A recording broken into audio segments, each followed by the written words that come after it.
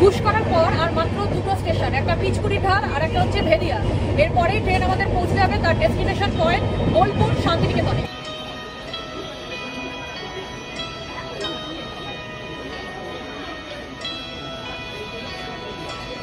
সবার বাড়ি হাওড়ার দরজার গোড়ায় নয়, আসতে সময় লাগে। তো সেক্ষেত্রে আমার মনে হয় পরিমাণ নিয়ে পৌষ মেলায় যাওয়ার জন্য এই শান্তিনিকেতন এক্সপ্রেসটা হচ্ছে একদম আদর্শ। এই মুহূর্তে দাঁড়িয়ে আছি হাওড়া স্টেশনের 12 নম্বর প্ল্যাটফর্মে, যেটা রয়েছে আপনার হাওড়ার ওল্ড কমপ্লেক্সের মধ্যে। এই ট্রেনটা শান্তিনিকেতন এক্সপ্রেস, সেটা অগ্নিপীনা এক্সপ্রেস এবং কোল্ডফিল্ড এক্সপ্রেসের সাথেও এই ট্রেনের রেক শেয়ারিং হয়। লাল রঙের যে কোচগুলো দেখছেন গোটা ট্রেনটাই LHB বডি রয়েছে। এই রেড কালারের এই কোচগুলো থেকে শুরু হয়ে যাচ্ছে জেনারেল সিটিং কম্পার্টমেন্ট। ট্রেন কিন্তু দিয়ে দেবে 9টার কিছু পরে, তাই আপনারা যদি মনে করেন আগে আগে এসে ধীরে সুস্থে ট্রেনে উঠবেন, তার জন্য কিন্তু ট্রেন অনেক আগে প্ল্যাটফর্মে আপনি পেয়ে যাবেন। এই ব্লু কালারের যে কোচ দেখছেন এটা হচ্ছে এসি চেয়ার কার কম্পার্টমেন্ট। এখান থেকে রিজার্ভেশনের সিট শুরু হচ্ছে এবং এই এসি চেয়ার কারে দুটো বগি পাবেন। এটা হচ্ছে C1 রয়েছে আর C1 এর সাথে C2ও কিন্তু কানেক্টেড রয়েছে। কোচ থেকে শুরু হচ্ছে D1। এখানে সেকেন্ড সিটিং ক্যাপাসিটি রয়েছে 1 to 102, মানে 1 থেকে 102। আর এগুলো কিন্তু আপনি রিজার্ভেশন কম্পার্টমেন্ট পাবেন এবং এরকম কম্পার্টমেন্ট এখানে 5টা আছে। আর পিছনে একটা জেনারেল বগি আপনি পেয়ে যাবেন। আর তারপরে রেড কালারের যে বগিটা দেখছেন এটা হচ্ছে লেডিস কম্পার্টমেন্ট। তার মধ্যে যদি হয় সময়টা শীতকাল, কারণ শীতকাল মানে বোলপুরে হচ্ছে পৌষ মেলা। তো এখানে চেয়ার কারে যে 78টা সিট রয়েছে, 78টা সিটের প্রতিটা সিটই এখানে হাওড়া থেকে বুকিংয়ে রয়েছে এবং এন্ড হচ্ছে সবার বোলপুর। চেয়ার কার কম্পার্টমেন্টে 3x2 ওরিয়েন্টেশনের সিটগুলো রয়েছে এবং সিটগুলো অনেকটাই জনশতাব্দী বা শতাব্দী এক্সপ্রেসের মতো। সিটে বসে সামনে আপনি ফুড ট্রে পাবেন, যেটাকে আপনি লক করেও রাখতে পারবেন। তার নিচে ওয়াটার বটলের হোল্ডার পেয়ে যাবেন আর একদম নিচে আপনি ফুড রেস্ট পেয়ে যাবেন, তবে সেগুলোর অবস্থা খুব একটা ভালো নয়। এপাশে শেয়ারেবল হ্যান্ড রেস্ট রয়েছে, যেটাকে ওঠানো এবং নামানো করা যায়। আর তার নিচে লিভার রয়েছে, যেটা দিয়ে সিট অ্যাডজাস্টমেন্ট করা যায় পুল পুশ মেকানিজমে। আর সিটগুলোর ফেব্রিক অনেকটা এরকম। আপনার পাশের বড় এই গ্লাস উইন্ডোটাকে কভার করার প্রয়োজন হলে এখানে কার্টেন পেয়ে যাবেন। উপরের দিকে ট্যাপ ট্যাপ লাইট রয়েছে, যার মধ্যে একখানা খারাপ ছিল আর একখানা কাজ করছিল। আর উপরে লাগেজ স্পেস রয়েছে, এখানে দুপাশেই ওভারহেড লাগেজ স্পেস রয়েছে এবং এটা হচ্ছে ইনসাইডে কোচের চেহারা। ডিভাইস চার্জ করার দরকার হলে এরকম আপনি সুইচ বোর্ড পেয়ে যাবেন। প্রত্যেক দুটো করে রোয়ের জন্য একটা করে সিট এবং 3x2 ওরিয়েন্টেশনে দুপাশেই সেম সিস্টেম। ওপাশে 6 জনের জন্য একটা করে সুইচ রয়েছে আর এপাশে 4 জনের একটা সুইচ।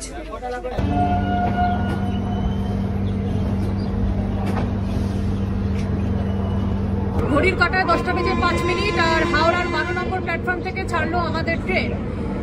1 আগস্ট 1985-তে এই ট্রেন প্রথম তার সার্ভিস শুরু করেছিল আর তারপর থেকে আজ পর্যন্ত এই ট্রেন কিন্তু রোজ চলে আসছে হাওড়া আর এই শান্তিনিকেতন রুটে।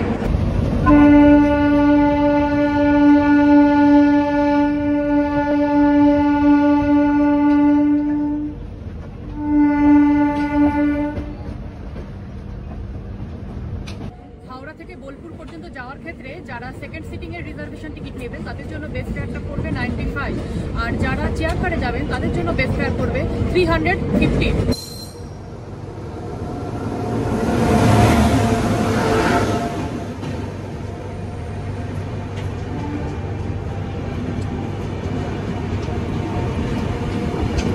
উল্টো দিক থেকে হাওড়া এই যে ট্রেনটা ঢুকছে এটা হচ্ছে বিশ্বভারতী ফাস্ট প্যাসেঞ্জার আর এই ট্রেনটা বোলপুর থেকে আপনি ফেরার সময় সকালে পাবেন।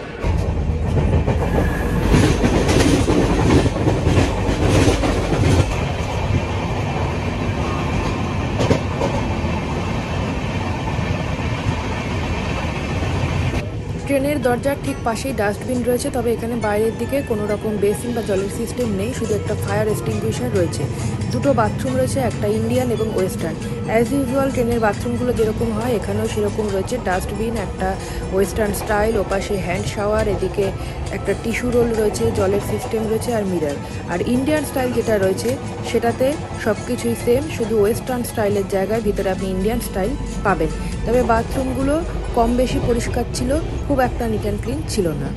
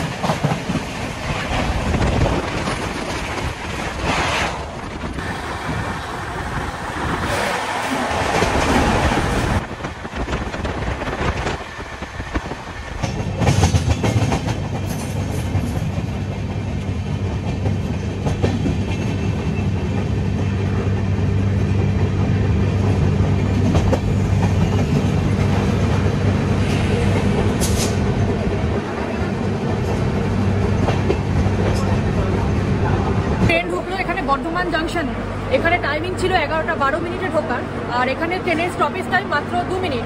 তবে ট্রেন এই মুহূর্তে এখানে 19 মিনিট লেটে ঢুকলো। শান্তিনিকেতন এক্সপ্রেসে কোনো রকম প্যান্ট্রি কার নেই ট্রেনের মধ্যে। তো খাবার খাওয়ার ক্ষেত্রে এখানে আপনার অনবোর্ড ক্যাটারিং পাচ্ছেন, মানে যেরকম জলের বোতল, চা, কফি, টুকটাক টিফিন, ডিম সেদ্ধ, বাদাম ভাজা, এই ধরনের জিনিসপত্র উঠছে। আর এছাড়া যারা ই ক্যাটারিং নিতে চান তাদের জন্য হাওড়া থেকে বোলপুর পর্যন্ত যাওয়ার ক্ষেত্রে একটাই অপশন, সেটা হচ্ছে এই বর্ধমান জংশন।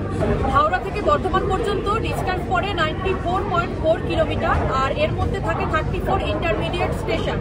আর এই বর্ধমানের উপর থেকে বর্ধমান কাটোয়া আর হাওড়া এনজিপি লাইন গেছে, সেই সাথে আপনার হাওড়া টু বর্ধমান একটা মেন লাইন, একটা কর্ড লাইন ক্রস করছে, আর হাওড়া টু দিল্লি একটা মেন লাইন যাচ্ছে, আর একটা ভায়া গয়া যেটা গ্র্যান্ড কর্ড লাইন, সেটা এখান দিয়ে ক্রস করছে।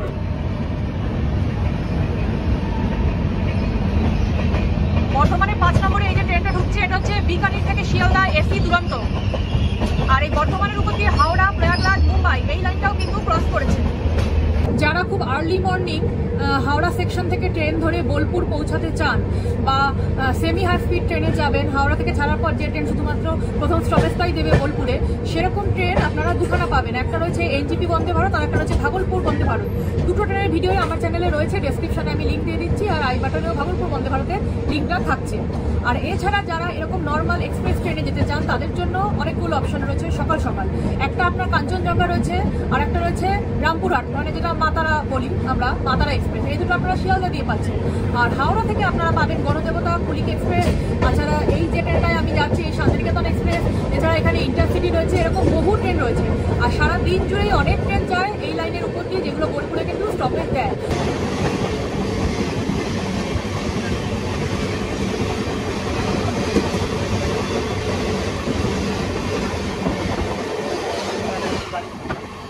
তবে আমার মনে হয় শীতের দিনে যারা এরকম পৌষ মেলা যাচ্ছেন পরিবারের সবাইকে নিয়ে, বাচ্চা থেকে বুড়ো সবাই যাচ্ছে একসাথে পৌষ মেলায়, তো তাদের জন্য আমার মনে হয় এই শান্তিনিকেতন এক্সপ্রেসটা একদম পারফেক্ট। তার কারণ এই এক্সপ্রেস ট্রেনটা মাত্র 2টো স্টপেজে আপনাকে পৌঁছে দেবে বোলপুর, মাঝখানে শুধু একটা বর্ধমান আর ঘুষকরা, এছাড়া এই ট্রেন আর কোথাও দাঁড়াবে না, এবং টাইমিংটা খুব সুন্দর। সেক্ষেত্রে আমার মনে হয় পরিবার নিয়ে পৌষ মেলায় যাওয়ার জন্য এই শান্তিনিকেতন এক্সপ্রেসটা হচ্ছে একদম আদর্শ।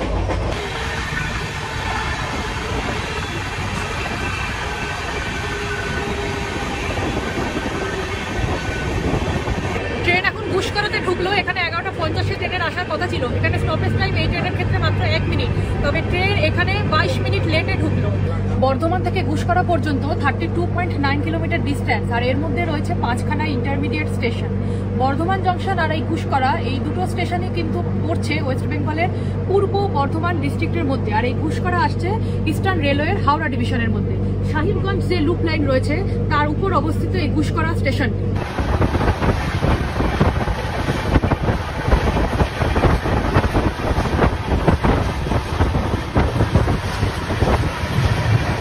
কিছুক্ষণ আগে আমরা অজয় রেল ব্রিজ ক্রস করে এলাম, আর সেখানে সড়কের যে ব্রিজটা রয়েছে সেটাকে বলা হয় অবন সেতু। আর ট্রেন এখন ঢুকছে বোলপুর শান্তিনিকেতন স্টেশনে। বোলপুর শান্তিনিকেতন পর্যন্ত হাওড়া থেকে ডিস্টেন্স রয়েছে 146 কিলোমিটার। এই বোলপুর আসছে বীরভূম জেলার মধ্যে, এবং ইস্টার্ন রেলওয়ের হাওড়া ডিভিশনের মধ্যে আসে এই বোলপুর স্টেশন।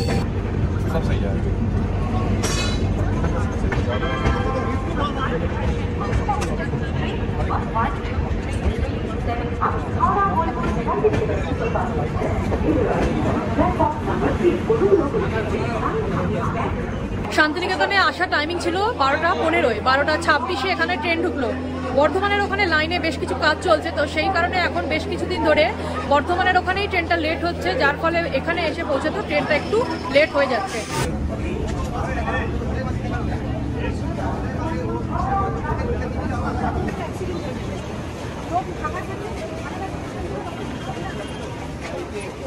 বোলপুর থেকে এই শান্তিনিকেতন এক্সপ্রেস রিটার্ন যাওয়ার সময় 1:10 শান্তিনিকেতন থেকে গাড়িটা ছাড়ে। যে বি কোচগুলো, মানে 2F এর রিজার্ভেশন কোচগুলো আপনার হাওড়ার এন্ডিং এ থাকবে, তারপর থাকবে C2, C1, আর জেনারেল বগিগুলো থাকবে আপনার এই বোলপুর এন্ডের দিকে।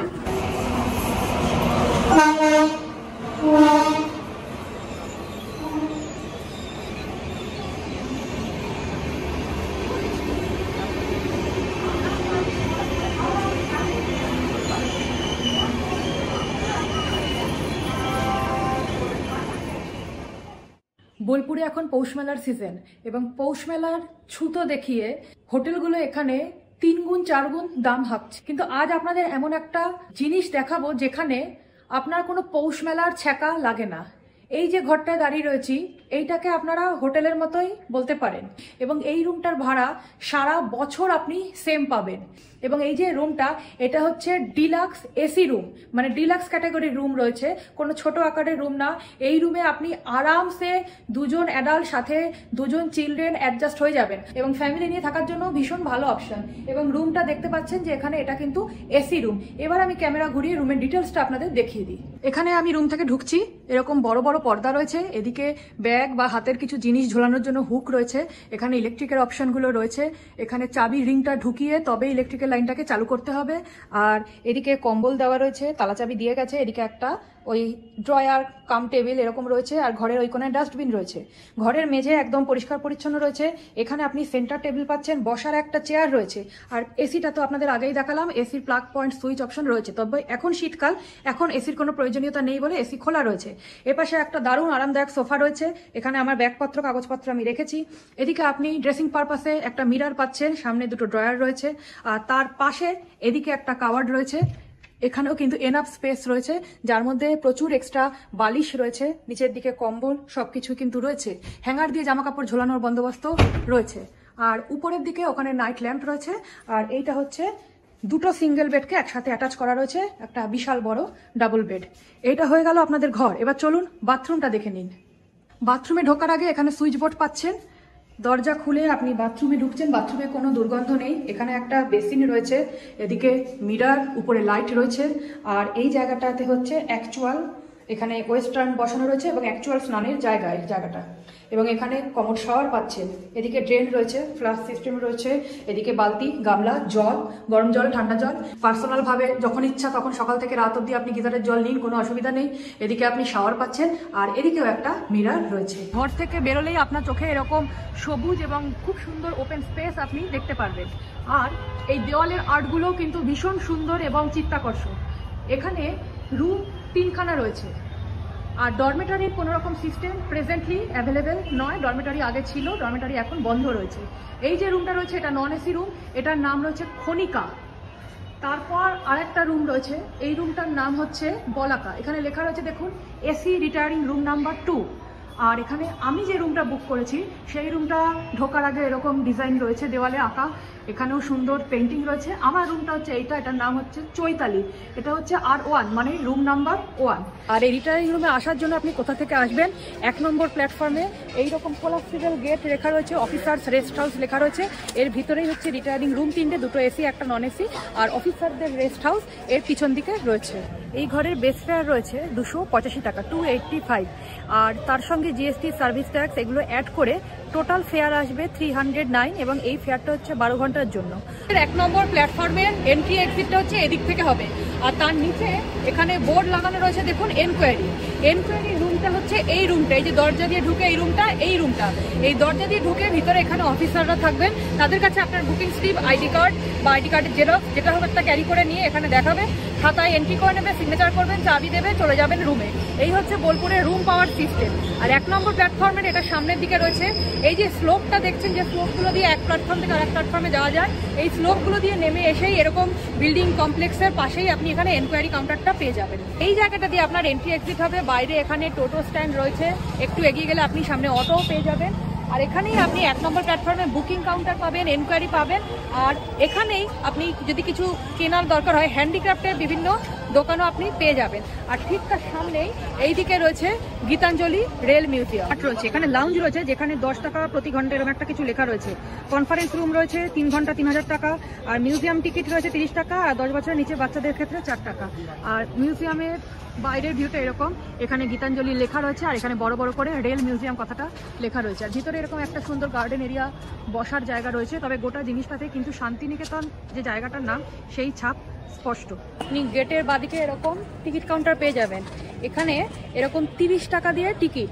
এখানে লেখা রয়েছে সকাল 9টা থেকে 8টা এই টিকিটটার মধ্যে, বাট এখানে আমি জিজ্ঞেস করলাম এই মিউজিয়াম আপনি সকাল 9টা থেকে 6টা পর্যন্ত, সন্ধ্যে 6টা পর্যন্ত খোলা থাকে, আর এটা ওয়েডনেসডে বন্ধ থাকে। ভুবনডাঙ্গার মাঠের প্রথম পাকা বাড়িটির নাম ছিল শান্তিনিকেতন। আর তারপর থেকেই এই জায়গার নাম হয়ে ওঠে শান্তিনিকেতন। ভুবনডাঙ্গার মাঠের জমির দলিল হস্তান্তর থেকে এই মিউজিয়াম ঘোরা আপনি শুরু করবেন। এই দ্বিতল মিউজিয়ামের মধ্যে আপনি রবীন্দ্রনাথ ঠাকুরের শেষবারের মতো ব্যবহৃত সেলন কারের একটি ছোট মডেল এবং অরিজিনাল গাড়িটি দেখতে পারবেন। তবে মিউজিয়ামের মধ্যে ফটোগ্রাফি নিয়ে কিছু রেস্ট্রিকশন রয়েছে। যদি ফটোগ্রাফি করছেন হাতে নাতে ধরা পড়েন তাহলে 1000 টাকা আপনার ফাইন হয়ে যাবে।